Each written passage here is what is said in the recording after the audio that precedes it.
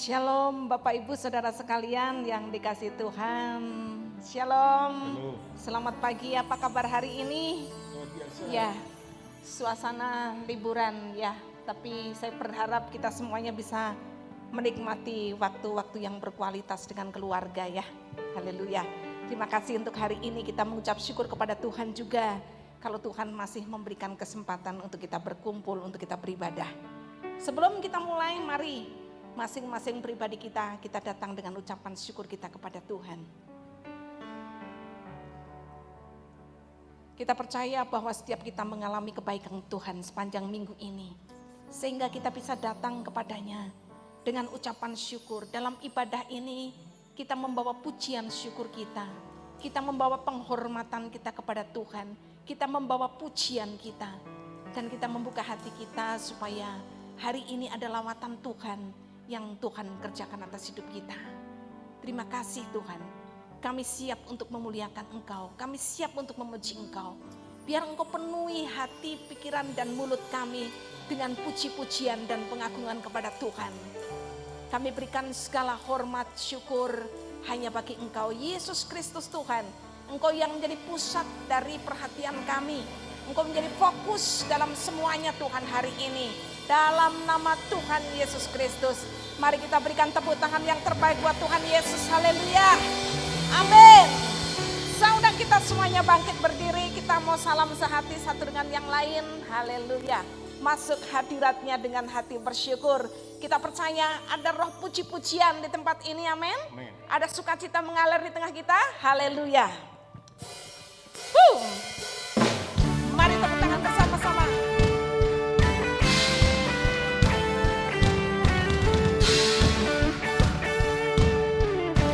Haleluya Tuhan. Masuk hadiratnya dengan hati bersyukur. Masuk gerbangnya dengan pujian. Bermazmurlah bagi Dia, nyanyikan yang baru. Bersukacita sekarang, tinggikan Dia. Masuk hadiratnya. Masuk hadiratnya dengan hati bersyukur. Masuk gerbangnya dengan pujian. Bermazmurlah bagi Dia, nyanyikan yang baru. Bersukacita sekarang, menyembah Dia. Sangat hati bersyukur dan jiwa pun bersuka. Hadirat Allah nyata dalam pujian. Saat kami menyembah dan tangan pun terangkat, Tuhan hadir dalam pujian umatnya. Mari tepuk tangan bersama-sama.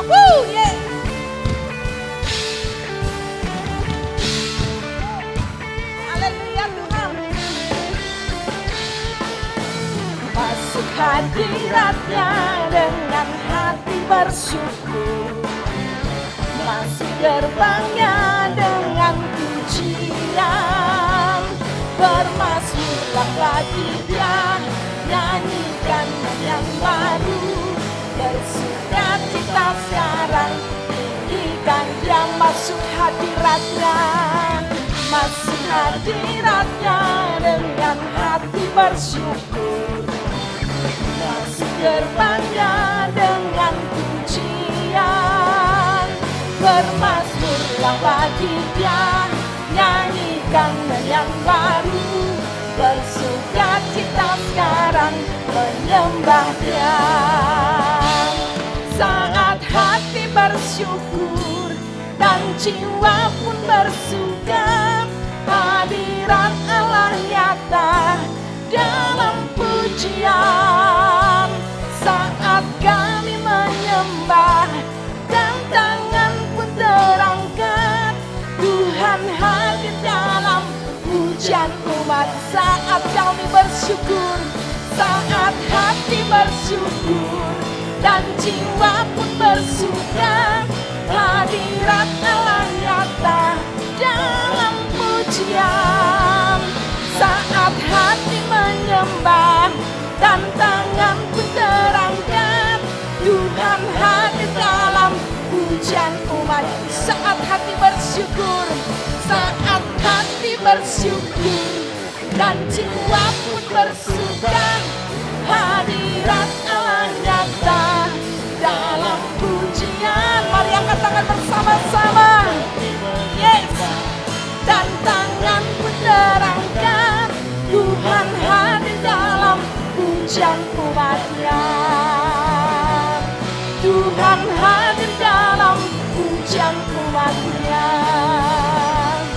Tuhan hadir dalam pujian umatnya. Haleluya. Mari kita sorak-sorai buat Tuhan Yesus. Amin Tuhan. Amin Tuhan. Saat hati kami dilimpahi dengan syukur, kami boleh merasakan hadirat-Mu Tuhan. Saat hati kami menyembah, saat kami mengangkat tangan kami di hadapan-Mu Tuhan, Engkau Tuhan kuasa-Mu turun atas setiap kami. Bahwa hati kita lebih dalam lagi menyembah Dia. Hati kami melimpah dengan syukur Tuhan. Terima kasih Tuhan. Terima kasih Tuhan. Hidup kami persembahkan bagi-Mu. Karena kasih-Mu Tuhan yang tak berubah dalam hidup kami. Bahkan semakin hari semakin luar biasa. Semakin tahun semakin hebat Tuhan kebaikan-Mu Tuhan. Amin Tuhan. Haleluya Yesus Tuhan. Haleluya. Amin. Hidupku sekarang ku persembahkan di hadapan-Mu, oh Yesus Tuhan. Terimalah sekarang persembahanku, korban yang harum dan menyenangkan-Mu. Segenap hatiku, segenap jiwaku, kan ku sembah Kau Yesus Tuhan. Kan ku sembah Kau Yesus Tuhan. Tak berubah selamanya cinta kasih-Ku padamu. Ku mau hidup selamanya untuk senangkan hati-Mu. Tak berubah selamanya cinta kasih-Ku padamu. Ku mau hidup selamanya untuk senangkan hati-Mu Tuhan.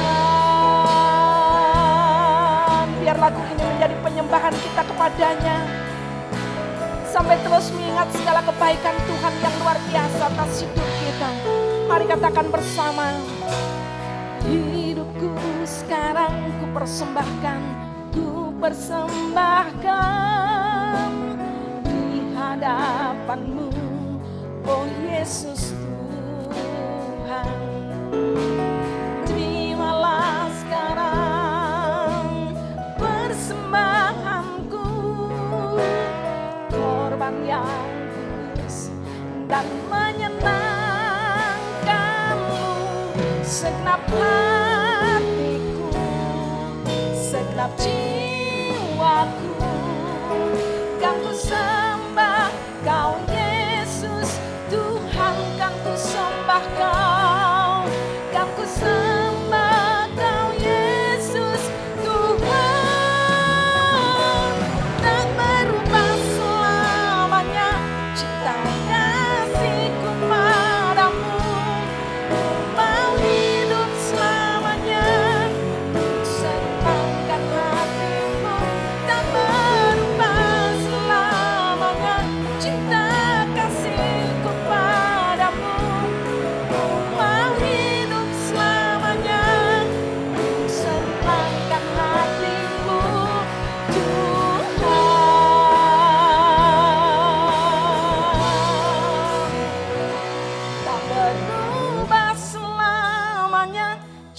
Cinta kasihku padamu, ku mau hidup selamanya untuk senangkan hatimu, tak berubah selamanya. Cinta kasihku padamu, ku mau hidup selamanya untuk senangkan hatimu, tak berubah selamanya. Cinta kasih-Mu Tuhan, biar kami hidup selamanya untuk menyenangkan hati-Mu Tuhan. Amin. Cinta kasih kami Tuhan, mari bersama-sama katakan tak berubah selamanya, tak berubah selamanya. Cinta kasihku padamu, ku mau hidup selamanya untuk senangkan hatimu. Amin. Cinta kasih kami padamu Tuhan, ku mau hidup selamanya untuk senangkan hatimu. Tuhan, mari sembah Dia. Terima kasih Yesus Tuhan. Haleluya, haleluya, haleluya. Mari agungkan nama Yesus. Mari berkata-kata yang penuh pujian pengagungan bagi Dia. Kami bersyukur, kami bersyukur. Terima kasih, haleluya. Kiarola patakana yarola manasyamde. Bawa hati kami menyembah-Mu Tuhan, menyembah-Mu Yesus Tuhan. Kiarola patakana yarola manasyamde.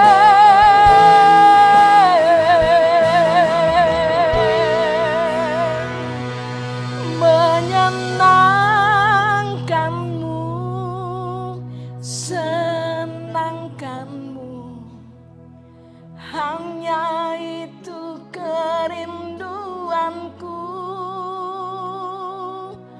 Menyenangkanmu, senangkan hatimu, hanya itu kerinduanku. Menyenangkanmu, menyenangkanmu, senangkanmu, hanya itu kerinduanku. Menyenangkanmu, senangkan hatimu, hanya itu kerindu. Mari lebih lagi, menyenangkanmu, menyenangkanmu. Biar hidup kami menyenangkanmu ya Tuhan. Hanya itu kerinduanku, menyenangkanmu, menyenangkanmu, senangkan hatimu, hanya itu kerinduan. Sekali lagi katakan menyenangkanmu. Saya persilahkan kepada hambanya. Menyenangkanmu, senangkanmu, hanya itu kerinduanku. Menyenangkanmu, senangkan hatimu, hanya itu kerinduanku. Hanya itu kerinduan, hanya itu kerinduan, hanya itu kerinduan kami, hanya itu kerinduanku.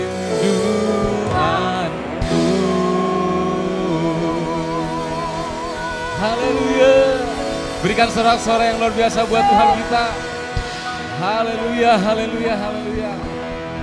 Yes Tuhan, yes Lord. Menyenangkanmu, menyenangkanmu, hanya itu yang menjadi kerinduan kami saat ini dan sampai selama-lamanya. Karena kami tahu Cinta kami kepadamu takkan pernah berubah. Karena Tuhan sudah lebih dulu mencintai kami apa adanya kami. Terima kasih Bapa, kami sungguh bangga punya Tuhan seperti Engkau. Untuk itu segala pujian, hormat, kemuliaan, segala yang terbaik yang ada pada kami, hanya Engkau saja yang layak untuk menerimanya. Sebentar kami akan menerima kebenaran firman Tuhan. Hamba-Mu bersyukur masih Tuhan pakai menjadi alat-Mu. Mohon kiranya Tuhan urapi mulut bibir hamba-Mu supaya bisa menyampaikannya dengan detil, dengan baik, dengan benar. Dan hamba-Mu juga berdoa buat setiap kami yang mendengarkannya, kiranya Tuhan berikan roh hikmat pengertian supaya kami bisa menangkap dengan baik apa yang Tuhan maksud melalui firman Tuhan ini. Dan kami bisa mengerti dan juga bisa menjadi pelaku-pelaku firman. Segala kuasa jahat yang mau mengganggu konsentrasi kami tolak di dalam nama Tuhan Yesus, enyahlah. Tidak boleh mengganggu kami. Setiap kita yang siap menerima kebenaran Tuhan, mari sama-sama katakan, amin. Terima kasih Bu Awi dan juga rekan-rekan tim PW. Silakan duduk Bapak Ibu. Salam selamat pagi semuanya. Salam selamat pagi. Aduh, masih ada semangat. Haleluya. Bagaimana kabarnya? Luar biasa ya. Saya percaya setiap kita pasti dahsyat dan luar biasa karena Tuhan kita adalah Tuhan yang luar biasa. Amin. Amin. Baik Bapak Ibu, pada kesempatan ini saya mau menyampaikan bahwa tentunya saat ini kita mungkin bisa merasakan bahwa hari-hari ini adalah hari-hari yang sukar ya, hari-hari yang sulit. Dan bahkan Alkitab sudah menubuatkan itu dan sudah menyatakan hal tersebut bahwa di akhir-akhir zaman ini adalah hari-hari semakin sulit, semakin sukar. Dan mungkin sudah mulai bisa kita rasakan saat ini. Kalau kira-kira enggak percaya, ya bisa kita berjalan dari sini sampai ke Pasar Baru sana barangkali. Kita bisa sambil berjalan, kita coba cari atau temukan duit di jalan, pasti enggak ada ya. Kecuali mungkin Pak Ido menjatuhkan uangnya, baru saya temukan ya. Tapi kalau kita sengaja cari-cari uang, yang ada paling ya apa namanya ya, kalau bahasa kita itu limper atau uang rupiah ya, paling yang 500 perak dan lain sebagainya. Itu salah satunya barangkali ya, bahwa untuk hari-hari ini semakin sukar untuk mencari uang. Tetapi poin pentingnya adalah bahwa kesulitan saat ini, kesukaran yang terjadi saat ini adalah harus perlu kita waspadai dan perlu kita wanti-wanti. Karena apa? Karena ini adalah kesempatan iblis untuk memberikan umpannya, godaan-godaan supaya kita bisa memakan umpan tersebut, kita tergoda, kita memakan umpan tersebut, kemudian kita terjerat oleh sesuai dengan keinginan daripada si iblis. Jadi, tapi kita tidak perlu takut, tidak perlu menjadi khawatir karena apa? Sekali lagi, karena kita punya Tuhan yang dahsyat, punya Tuhan yang luar biasa, Tuhan yang sudah memberikan teladan buat kita bahwa Dia mampu, Dia sanggup dan juga siap untuk menolong setiap kita, yaitu untuk mengalahkan godaan daripada iblis. Sesuai dengan tema yang diberikan oleh gereja kita, melalui sekretariat, melalui hambanya Ibu Awi, bahwa tema kita saat ini adalah mengalahkan godaan daripada iblis. Tema kita saat ini adalah mengalahkan godaan, mengalahkan godaan dosa ya, mengalahkan godaan dosa. Baik, seperti apa mengalahkan godaan dosa? Ya kita akan pelajari melalui Matius 4 ayat 1 sampai dengan 11. Ya di sini kita bisa lihat apa yang bisa kita pelajari dari hal ini, kita bisa lihat bagaimana pola-pola ya, bentuk-bentuk seperti apa sih godaan-godaan itu, seperti apa sih jenis-jenisnya dan lain sebagainya, kemudian bagaimana cara mengalahkannya. Nah itu poin pentingnya akan kita pelajari pada kesempatan ini. Dari Matius 4 ayat 1 sampai dengan 11, mari kita lihat Alkitab kita atau Alkitab kita ya. Karena Alkitab itu ya Alkitab yang ada di dalam handphone kita. Ya. Dalam perikopnya pencobaan di padang gurun. Nah sebelum saya bacakan buat kita semuanya, kalau yang tidak punya Alkitab atau Alkitab bisa di sini sudah saya tampilkan. Pencobaan ini terambil dari bahasa aslinya, bahasa Yunani, dalam bahasa asli Perjanjian Baru bahasa Yunani. Pencobaan itu adalah peirasmos ya. Peirasmos itu mengandung dua arti, yaitu bisa ujian, bisa godaan. Ujian itu artinya adalah suatu kesulitan, suatu kesukaran yang berasal daripada Tuhan Apabila setiap kita bisa berhasil mengatasi ujian tersebut, maka kita akan bisa naik level.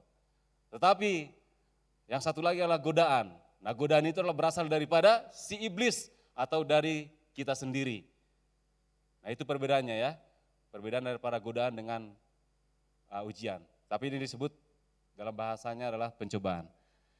Baik, saya bacakan buat kita semuanya. Ayat 1. Maka Yesus dibawa oleh roh ke padang gurun untuk dicobai iblis. Nah, roh ini adalah huruf R, yang besar adalah Allah itu sendiri. Dan setelah berpuasa 40 hari dan 40 malam, akhirnya laparlah Yesus. Lalu datanglah si pencoba itu dan berkata kepadanya, jika engkau anak Allah, perintahkanlah supaya batu-batu ini menjadi roti. Tetapi Yesus menjawab, ada tertulis, manusia hidup bukan dari roti saja, tetapi dari setiap firman yang keluar dari mulut Allah. Kemudian iblis membawanya ke kota suci dan menempatkan dia di bubungan bait Allah. Lalu berkata kepadanya, jika engkau anak Allah, jatuhkanlah dirimu ke bawah. Sebab ada tertulis mengenai engkau, ia akan memerintahkan malaikatnya dan mereka akan menatang engkau di atas tangannya, supaya kakimu jangan terantuk kepada batu.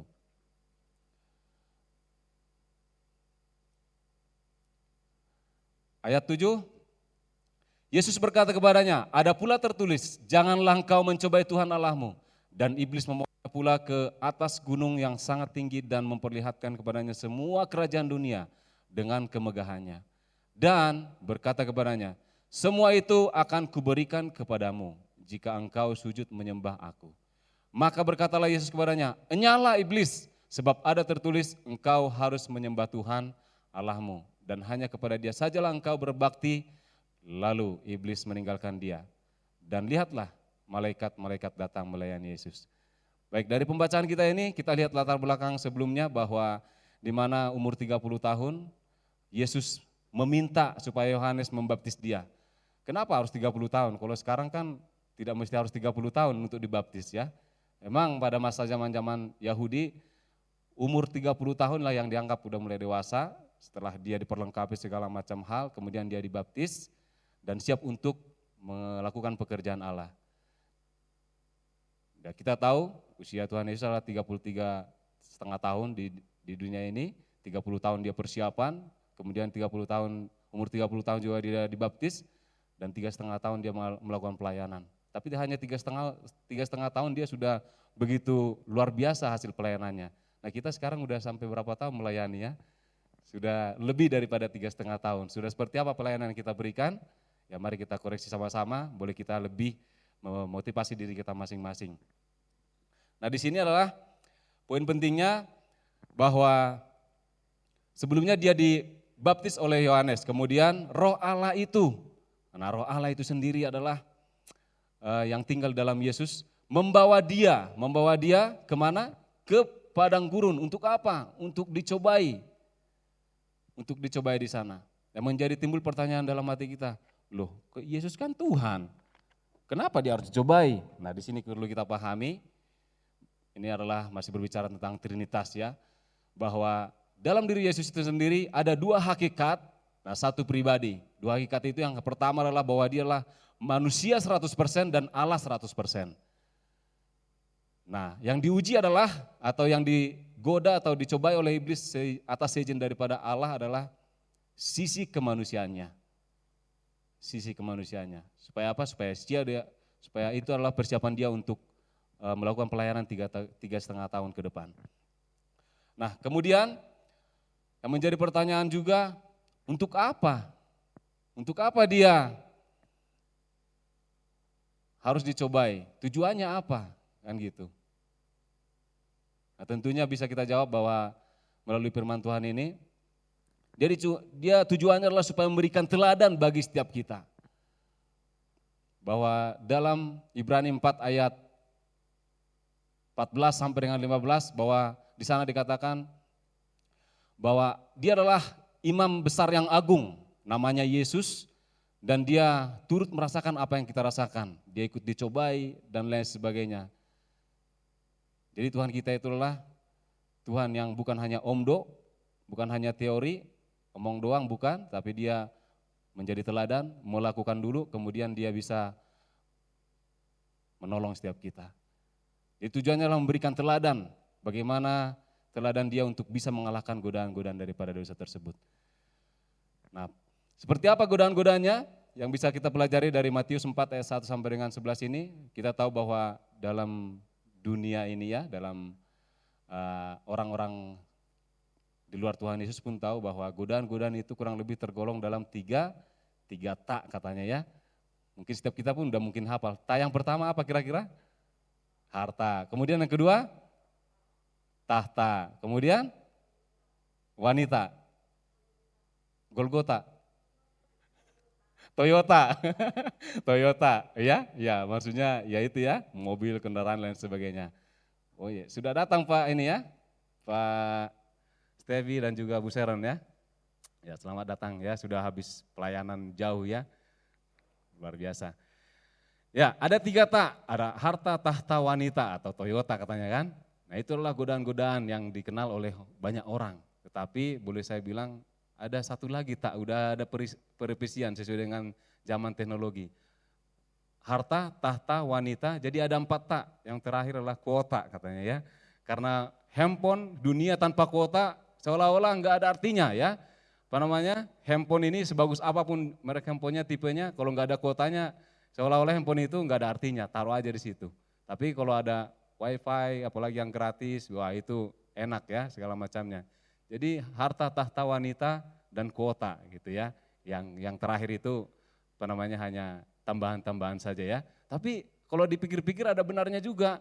Kalau misalnya anak-anak pun bisa melakukan apapun yang kita perintahkan asal kita kasih uang untuk beli kuota. Mau suruh mijit, mau suruh apa, nah itu adalah berupa godaan-godaan juga ya. Nah itu perlu kita waspadai juga. Tapi kita akan lihat sesuai dengan kebenaran Tuhan apa saja sih godaan-godaan yang terdapat dalam Matius 4 ayat 1 sampai dengan 11 ini. Kita bisa lihat ada 3 godaan, di sini. Yang pertama adalah kebutuhan mendasar, yaitu tentang makanan. Kemudian yang kedua sombong, kemudian harta dan tahta. Ya, kita lihat yang pertama.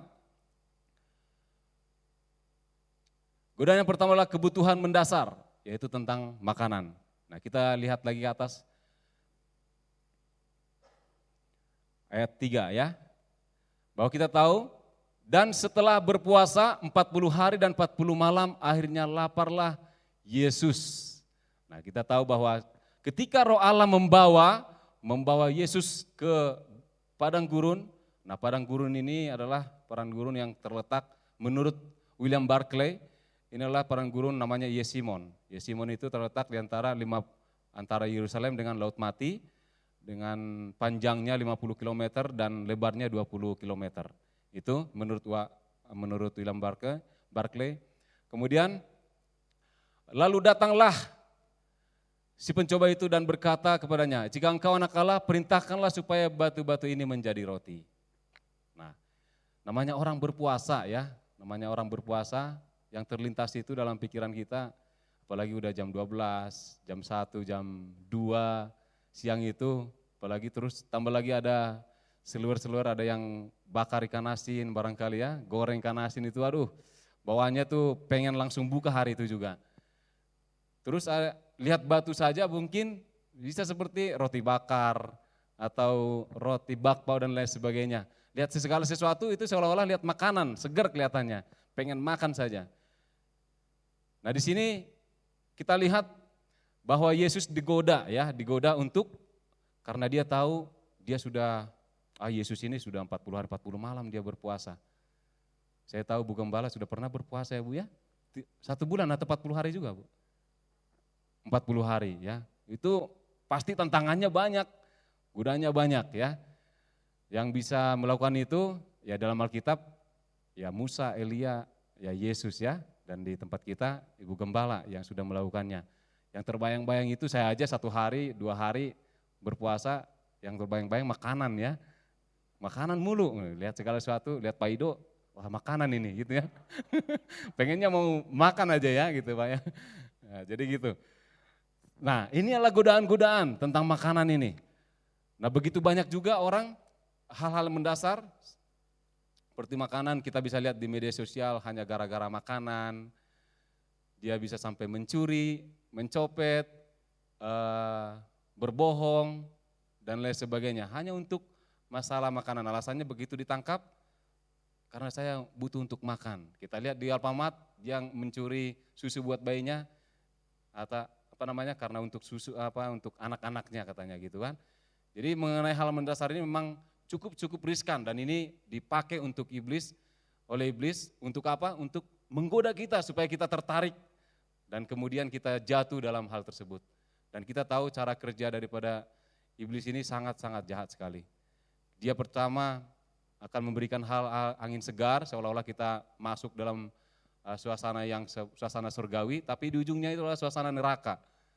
Nah, sama halnya seperti kalau bisa saya kasih gambaran, kasih ilustrasi bahwa orang kutub utara itu yang mereka buru biasanya adalah ya beruang. Dan apakah kita tahu seperti apa mereka menangkap beruang? Mereka cukup simpel ya menangkap beruang itu. Mereka hanya mengambil pedang, kemudian dioleskan dengan darah, mereka tancapkan di es tersebut.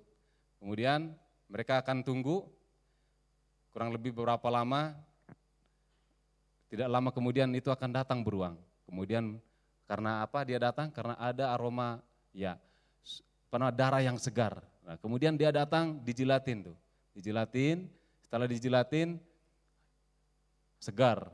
Dan kemudian udah habis ketebalan daripada darah yang ada di pedang ini, kemudian tidak terasa akan tersayat si lidahnya ini. Kemudian itu akan mengucurkan darah sendiri.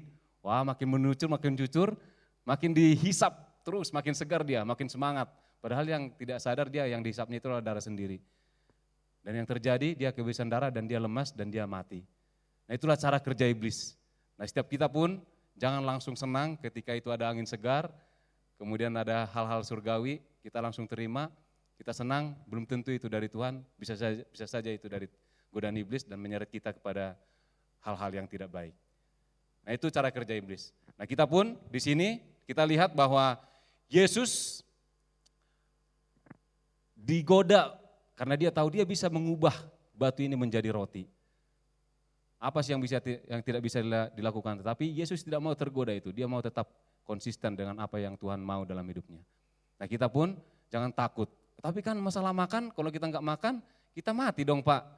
Oh, jangan khawatir, firman Tuhan memang tidak pernah menjanjikan bahwa Tuhan akan mencukupkan segala keinginan kita, tetapi Tuhan dengan jelas ada tertulis bahwa Tuhan akan mencukupkan segala kebutuhan kita. Nah, kebutuhan mendasar ini kita tidak perlu takut karena Tuhan sudah menyiapkannya buat kita. Jadi kalau Tuhan sampai kita kelaparan dan lain sebagainya, berarti itu ada sesuatu hal yang salah. Ya, tapi Tuhan tidak pernah, saya tidak pernah melihat anak-anak Tuhan sampai kelaparan. Jadi kita tidak perlu takut, tidak perlu tergoda dengan godaan-godaan kita harus mencopet lah, kita harus inilah dan lain sebagainya, atau membodohi orang atau menipu orang hanya untuk gara-gara supaya kita bisa makan. Jangan seperti itu, ya, godaan-godaan iblis saja. Seolah-olah pertama kita enak, kita banyak duit karena kita hasil menipu, tapi nanti endingnya kita di penjara. Kita tidak boleh seperti itu. Kemudian itu godaan yang pertama. Godaan yang kedua adalah sombong ya, sombong di ayat 6. Di ayat 6 ini, apa sih yang dikatakan di ayat 6 di sana? Kita tahu bahwa Yesus kemudian karena yang pertama dia gagal, kemudian dia kedua, iblis itu ternyata begitu gagal pertama, dia enggak langsung menyerah.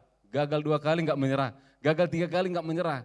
Sistem kerja iblis itu seperti sistem ya strategi daripada, ya boleh dibilang karena kita tentara, ada teman-teman kita juga di sini ada 2 orang ya, tentara juga. Jadi strategi kita itu kalau untuk berperang, kalau musuh sedang kuat berarti kita jangan sampai maju. Kalau kita maju kita belur, kita sama saja jadi lesan, jadi jadi sasaran tembak lawan. Nah, kita cari kapan musuh tersebut lemah. Nah, ketika musuh lemah baru kita atur strategi, kita serang. Serangannya serangan fajar ketika dia sedang tidur.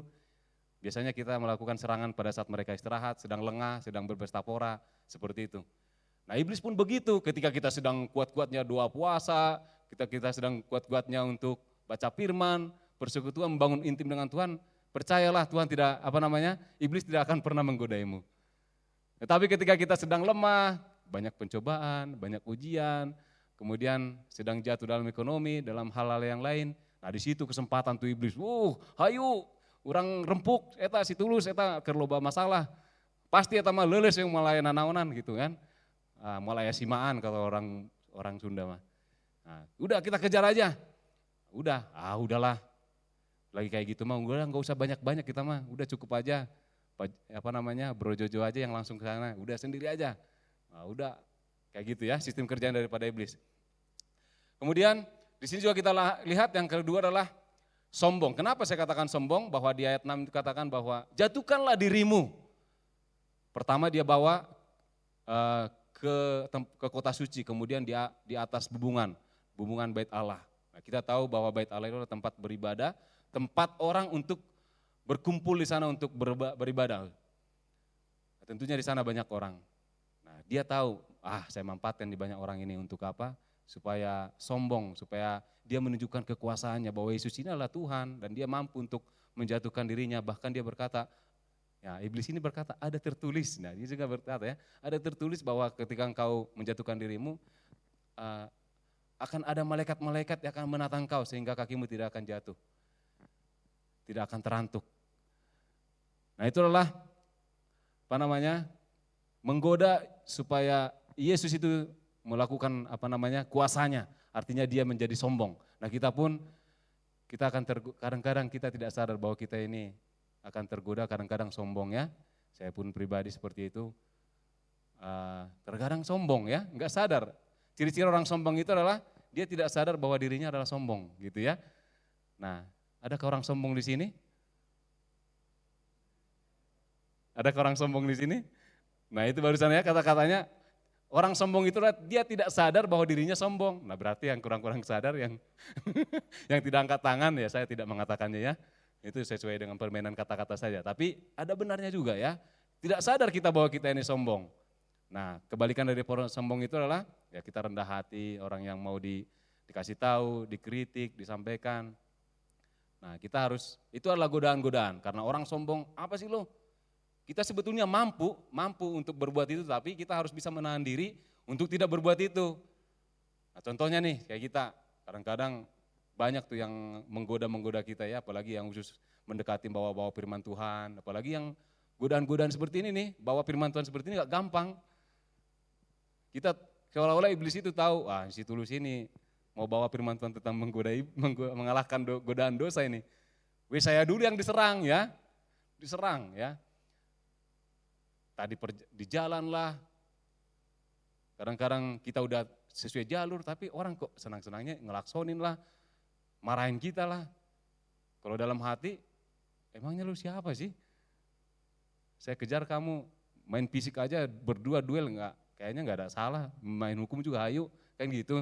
Sebetulnya mampu untuk melakukan, tapi kembali lagi, jangan sombong. Sekalipun kita mampu melakukan itu, nggak perlu kita tergoda untuk melakukan itu, karena memang nanti di akhirnya kita akan sengsara ujung-ujungnya.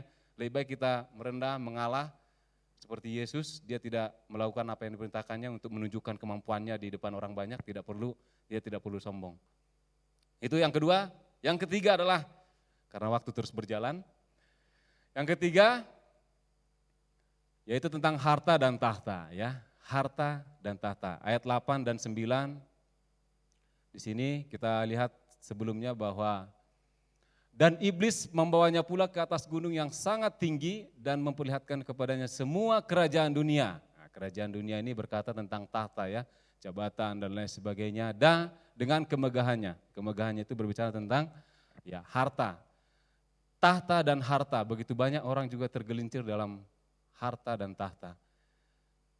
Nah, di sini yang perlu kita sadari adalah bahwa kenapa Yesus tidak mau tergoda, karena dia sadar tanpa kamu kasih juga, saya yang punya semuanya ini kok. Dia sadar itu, ngapain saya harus menyembah kamu. Nah, kita pun harus sadar seperti itu, kita tidak perlu tergoda. Kita harus sadar bahwa kita ada di dunia ini bukan semata-mata, ya fokus tujuan kita adalah membangun harta dan tahta, ya di sorga nanti gitu ya. Kita harus paham dulu itu. Bukan berarti kita nggak boleh kaya, bukan seperti itu. Tapi yang nggak boleh itulah ingin kaya. Ingin kaya itu berarti akan menghalalkan segala cara, harus datang nanti ke Gunung Kawi ya. Dan banyak juga teman-teman tentara juga karena ingin cepat kaya. Dia datang ke Gunung Kawi, dulu ada katanya harta Soekarno lah dan lain sebagainya, tidak sedikit loh ya. Kami tentara ini yang tergoda di situ dan akhirnya dia karena tidak masuk disersi dan dia dipecat. Ya dia udah berowokan, panjang rambutnya karena harus ke Gunung Kawi, bertapa di sana supaya mendapat wangsit di mana harta kekayaan tersebut. Nah dia nanti akan mencari harta itu, ditaruh di sana. Dia kejar itu hanya untuk mencari harta. Kemudian mencari tahta, jabatan supaya dapat jabatan yang bagus, pekerjaan yang bagus, tidak sedikit juga ya yang tergoda untuk datang ke paranormal, kemudian ke dukun-dukun. Saya enggak setuju kalau dia dikatakan orang pintar ya, tapi paranormal saja, paranormal di luar kenormalan artinya ya. Nah, dia enggak normal, kalau kita masih normal kan. Jadi datang ke dukun supaya dia dapat pekerjaan, dapat jabatan yang baik.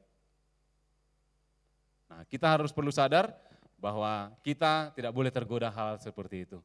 Nah, saya cari-cari Bu Lianta, mohon maaf ya, kok jadi Bu Lianta ya? Ibu Immanuel ya.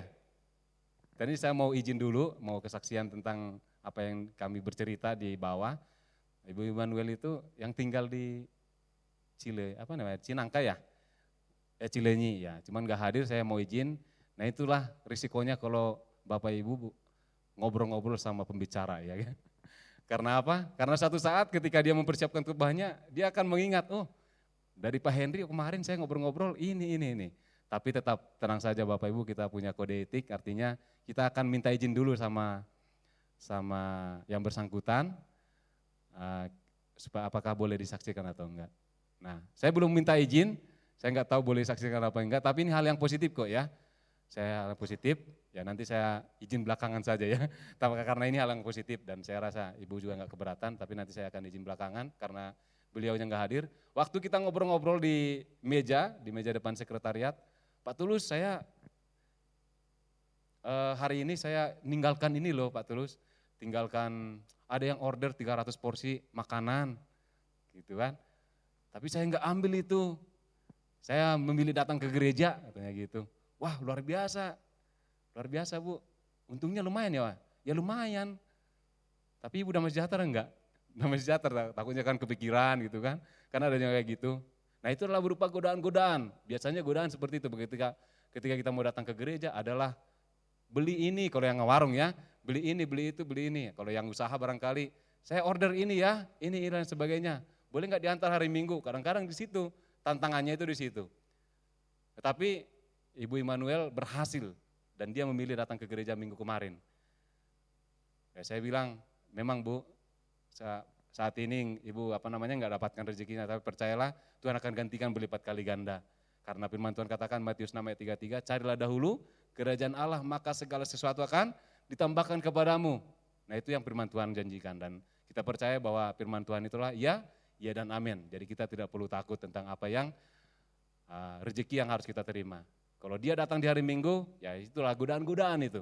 Jadi kita harus perlu lagi waspada tentang tersebut. Nah itu ada 3 godaan tadi, yang pertama adalah tentang kebutuhan mendasar, tentang makanan. Kemudian yang kedua tentang kesombongan, supaya kita tidak terlibat dalam hal kesombongan, tidak jatuh dalam hal tersebut. Yang ketiga adalah tentang harta dan tahta. Nah, kita akan bahas bagaimana cara Yesus mengalahkannya, mengalahkan dosa tersebut. Ya, kita lihat di sini cukup 2 cara saja untuk mengalahkan godaan dosa. Yang pertama adalah menggunakan firman Tuhan atau menggunakan perlengkapan senjata Allah. Kita tahu bahwa di dalam Efesus 6 ayat 14 sampai 18 di sana tertulis bahwa ada perlengkapan senjata Allah. 1 sampai dengan 5 itu berbicara tentang bagaimana kita bertahan, ya. Berikat pinggangkan kebenaran, kemudian berbaju jirahkan keadilan, berkasutkan kerelaan, kemudian apa lagi? Bayangkan saja untuk menghafalkan itu, bayangkan tentara Romawi sedang begini ya, sedang selfie begini. Bayangkan. Nah, ini seperti seorang tentara Romawi, kalau berikat penggangkan itu kalau kita tentara namanya kopel ya.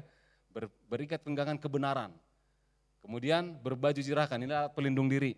Alat pelindung diri, berbaju jirakan keadilan, kemudian sepatunya itu tentara kan punya sepatu yang besar tuh.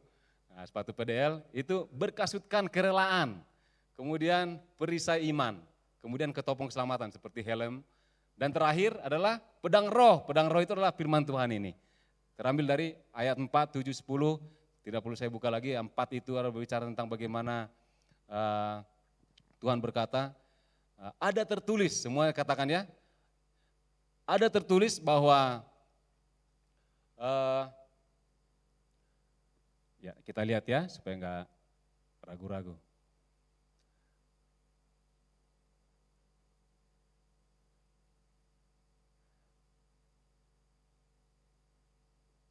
Ya. Ada tertulis, manusia hidup bukan dari roti saja tetapi dari setiap firman yang keluar dari mulut Allah. Itu yang pertama.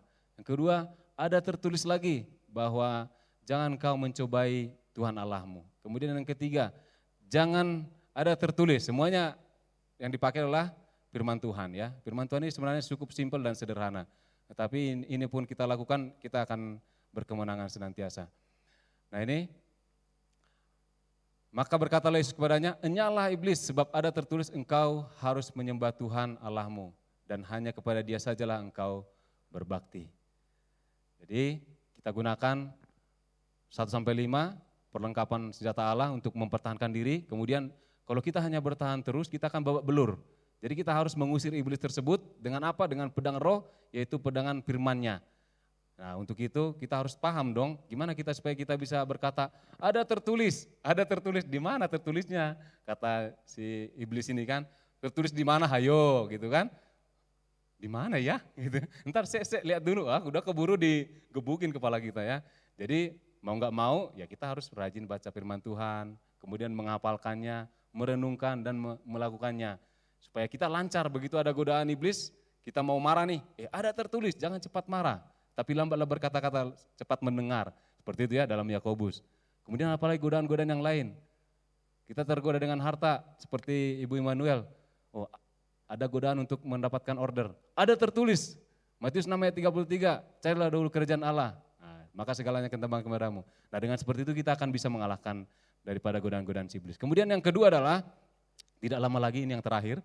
Ya, barangkali udah mulai ada yang mau buka sepatunya ya. Mau lemparkan ke sini lama sekali pun ya. Kemudian yang terakhir adalah mengenal Yesus lebih intim lagi supaya dapat membedakan yang bukan suaranya. Ayat 6 dikatakan, boleh kita tahu bahwa bukan hanya Yesus saja yang menggunakan ada tertulis. Di ayat 6 itu, supaya enggak penasaran ya, mana ayatnya, kayak gitu kan. Mana ayatnya? Di ayat 6, ada tertulis juga, iblis juga mengatakan ada tertulis juga. Nah, dia menduplikat juga nih.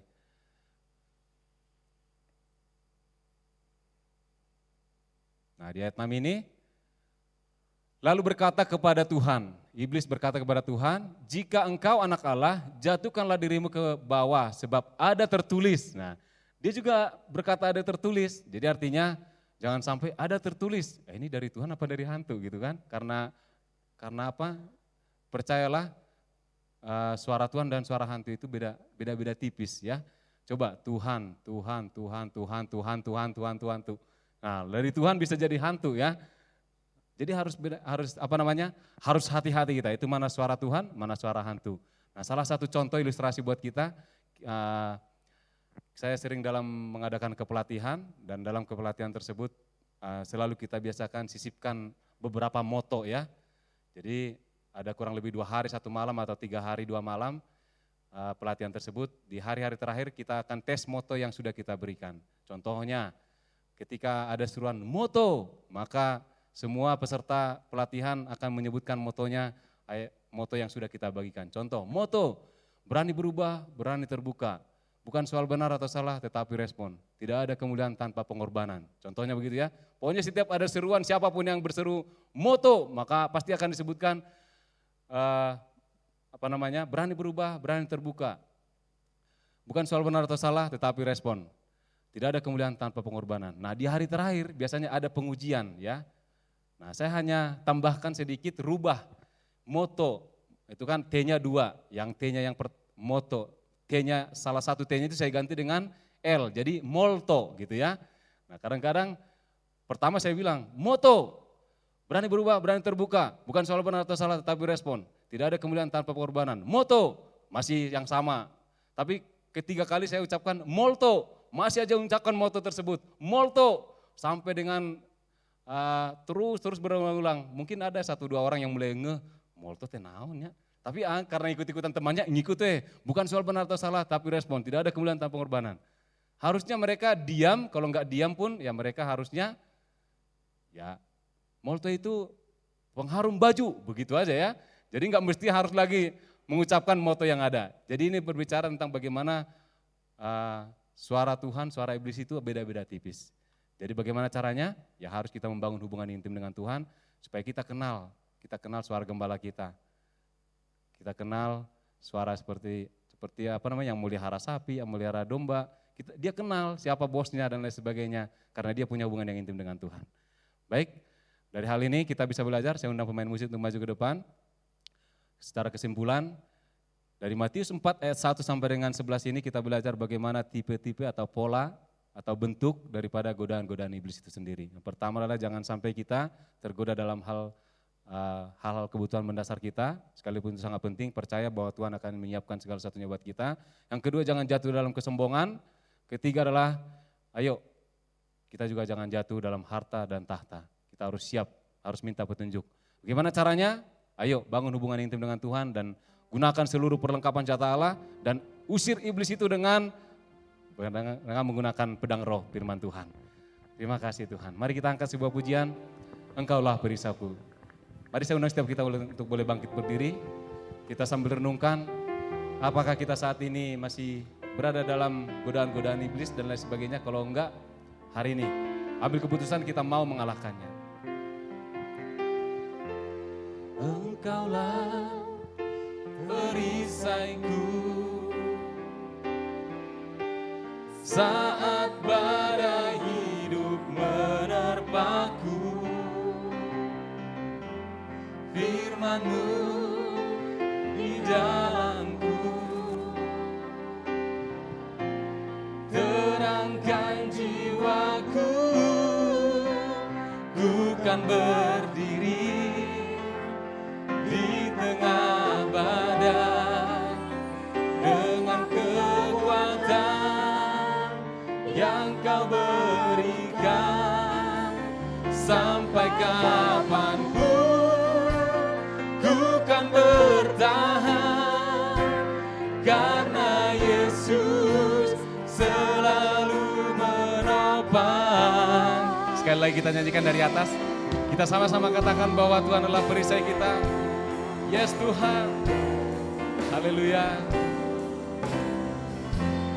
Engkaulah perisaiku saat badai hidup, saat badai hidup menerpaku. Janji-Mu di dalamku. Pulihkan setiap kami Tuhan. Pulihkan jiwaku. Mari berdiri dengan tegak. Ku kan berdiri di tengah badai. Pakai kekuatan daripada Tuhan. Bahwa kita tidak akan pernah tergoda oleh godaan daripada iblis. Yes Tuhan. Sampai kapanpun ku kan bertahan karena Yesus selalu menopang. Ku kan bertahan, ku kan bertahan dalam godaannya. Yes Tuhan, dengan kekuatan yang Kau berikan. Sampai kapanpun tak tergoyahkan karena Yesus selalu menopang. Karena Yesus Yesus selalu, karena Yesus selalu menopang. Katakan hidup kita, hidupku. Terima kasih Tuhan, firman-Mu sudah ditaburkan pada saat ini. Kami minta ampun Tuhan kalau hari-hari terakhir, hari-hari belakangan kami masih sering tergoda.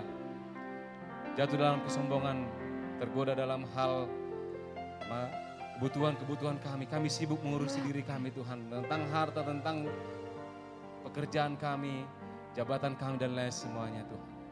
Kami minta ampun Tuhan. Tapi hari ini setelah firman-Mu disampaikan, kami mau mengambil komitmen supaya kami bisa mengalahkan dosa tersebut dengan cara memakai seluruh perlengkapan Allah dan juga membangun hubungan intim dengan Kau. Kiranya tolong kami, mampukan kami untuk senantiasa bisa menang dan menang. Dan kami tetap berjaga-jaga, waspada, kapan saja iblis datang menggoda kami siap dan siap untuk mengalahkannya. Dalam nama Tuhan Yesus, kami telah berdoa dan syukur. Setiap kita yang sudah diberkati oleh kebenaran Tuhan, sama-sama katakan, amin. Silakan duduk Bapak Ibu. Ya, kita minta waktu sejenak karena ada kesaksian yang akan disampaikan oleh Ibu Sharon dan juga Bapak Stevi setelah mereka pelayanan di Kupang. Silakan.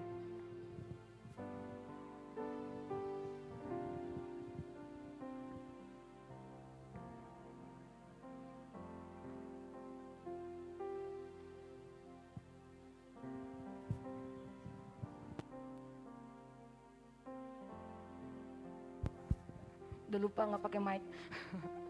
Shalom, selamat siang semuanya, selamat pagi. Ya, bersyukur saya dan suami sudah kembali ke Bandung. Hampir tidak bisa pulang, tapi cara Tuhan ajaib buat kami. Detik-detik terakhir akhirnya suami saya dapat tiket pulang ke Bandung. Kami mau menyaksikan bagaimana Tuhan menolong kami, menolong tim saat kami menjadi relawan di NTT Kupang. Banyak yang Tuhan kerjakan. Kami pergi beriman. Dengan modal beriman itu Tuhan cukupkan semuanya. Sampai saya bilang sama abang, ini loh yang kita bawa cuma seperti ini. Tetapi saat sampai di Kupang, banyak pekerjaan-pekerjaan Tuhan yang Tuhan nyatakan. Melangkah dengan iman dan Tuhan nyatakan kemuliaannya di sana. Saya akan tayangkan beberapa slide, nanti videonya bisa ditayangkan.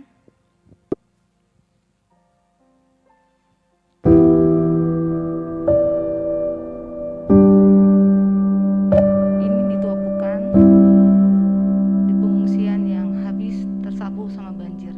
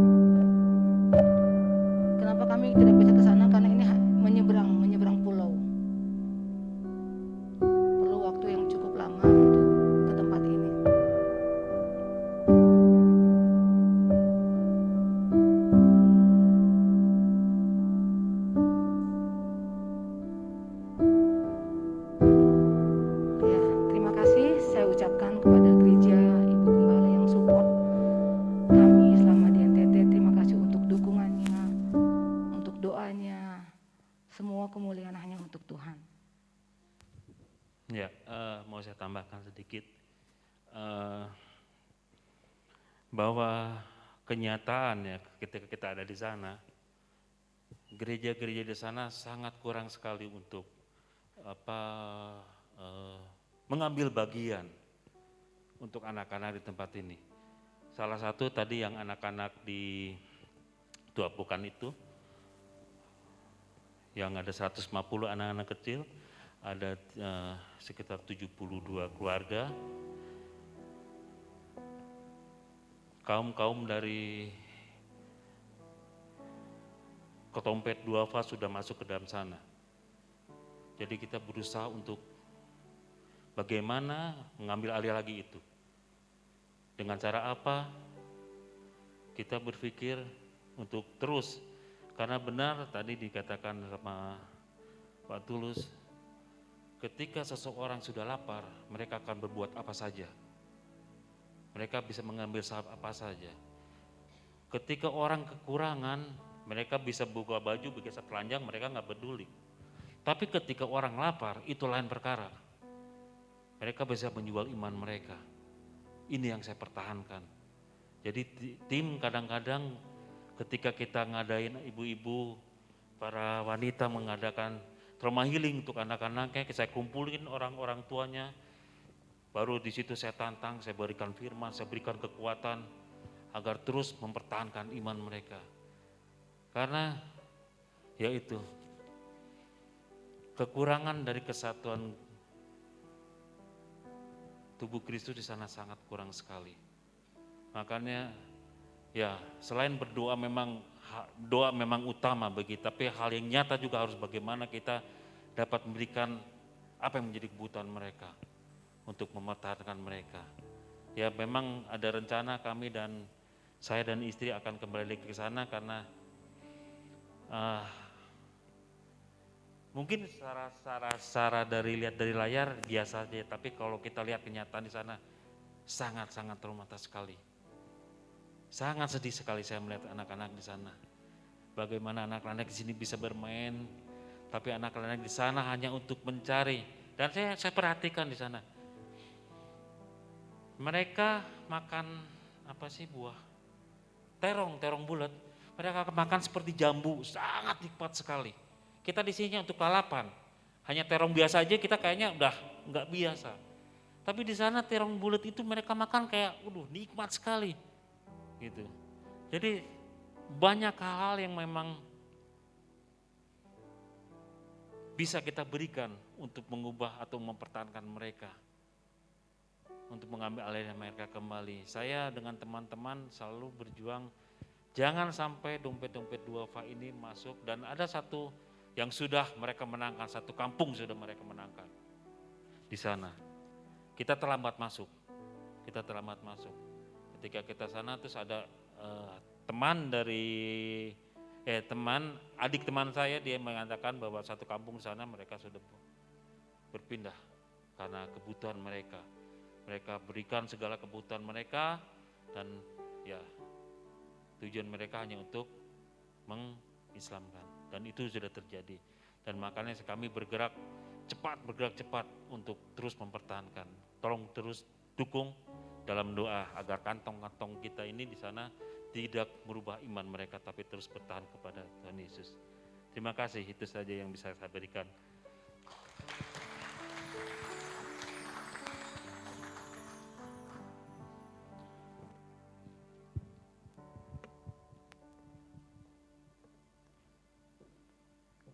Ya, puji Tuhan, kita terus berdoa buat NTT supaya iman mereka tetap dipertahankan untuk Kristus. Terima kasih buat Pak Tulus yang sudah jadi berkat buat kita pada pagi hari ini. Kita akan akhiri ibadah kita hari ini, kita akan nyanyikan satu pujian. Terima kasih Tuhan.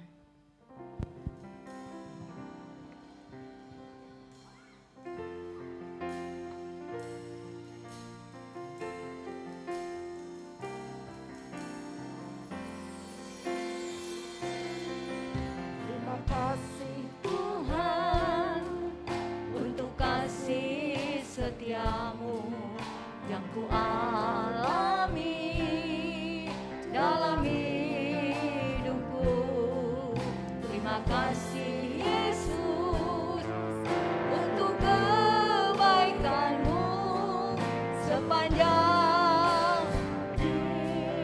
Sekali lagi katakan terima kasih, amin. Terima kasih Tuhan untuk kasih setiamu yang ku alami dalam hidupku. Terima kasih Yesus untuk kebaikanmu sepanjang sama-sama katakan terima kasih terima kasih Yesusku buat anugerahnya. Setiap hari Tuhan adakan. Mari kita bangkit berdiri bersama-sama. Terima kasih, amin.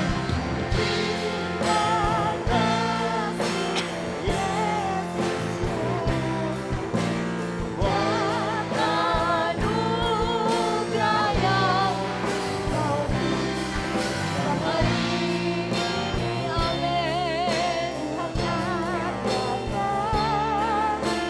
Syukur bagimu, syukur bagimu.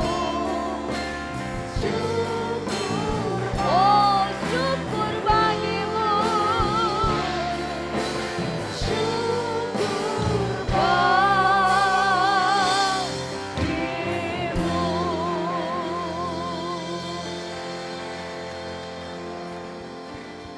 Tuhan Yesus, di dalam setiap kehidupan kami tetap bersyukur. Situasi apapun yang kami hadapi, kami tidak boleh untuk bersungut-sungut. Tapi kami tetap bersyukur. Kami tetap bersyukur karena segala situasi yang terjadi ada maksud Tuhan yang luar biasa. Terima kasih Tuhan Yesus buat kesaksian Stevi dan istri, luar biasa. Mereka punya beban untuk balik kembali. Tuhan dengar keinginan dan kerinduan mereka. Tuhan, terima kasih buat Pak Tulus yang sudah jadi berkat buat kami hari ini, luar biasa. Engkau tetap pakai hamba-Mu ini supaya dia boleh menjadi berkat dimanapun dia berada, baik di tempat pekerjaan, baik pun dimanapun. Tuhan, terima kasih. Hari ini kita mau berdoa bersama-sama buat jemaat yang sakit. Kita mau berdoa buat papanya Reta yang berada di rumah sakit Immanuel. Kita berdoa buat jemaat-jemaat yang lain yang saudara ingat yang sakit. Doakan, sebut nama mereka di hadapan Tuhan. Dan saya percaya ada mujizat terjadi bagi mereka. Tuhan, sebelum kami akhiri ibadah kami pada pagi hari ini, kami hanya mau bawa jemaat-jemaat yang sedang sakit Tuhan. Kami mau berdoa buat papanya Reta yang sakit di rumah sakit Immanuel. Tuhan lawat, Tuhan pulihkan. Aku berdoa berikan kekuatan, kesabaran bagi Reta untuk menjaga, merawat orang tuanya. Aku berdoa sehatikan keluarga ini di dalam kasih-Mu. Aku berdoa segala biaya-biaya yang dibutuhkan Tuhan cukupkan di dalam nama Yesus. Aku berdoa buat jemaat yang sakit mungkin yang ada di rumah juga Tuhan pulihkan dalam nama Yesus. Terima kasih Tuhan Yesus. Kami bersyukur buat ibadah hari ini. Ibadah yang luar biasa. Karena kami percaya ketika kami pulang kami membawa sorak-sorai kemenangan. Karena kami sudah menerima firman yang membangkitkan, yang menguatkan hidup kami. Kami tidak akan pernah mundur lagi apapun yang kami hadapi. Oh, masalah-masalah apapun, godaan-godaan apapun yang kami hadapi, kami percaya firman itu yang menguatkan kami. Firman itu yang membawa kami terus maju dan tidak menyerah dalam situasi apapun. Tuhan, terima kasih buat hari ini. Kami bersyukur Tuhan, sebentar kami akan pulang Tuhan. Biarlah Tuhan menyertai seluruh jemaat. Kasih Tuhan, kasih Allah, penyertaan Roh Kudus menyertai saudara dan saya mulai hari ini sampai selama-lamanya Yesus datang pada kali yang kedua. Tuhan, terima kasih, kami bersyukur di dalam nama Yesus kami berdoa dan mengucap syukur. Haleluya, amin. Tuhan memberkati semua. Selamat hari Minggu, sampai ketemu pada minggu yang selanjutnya. Tuhan memberkati.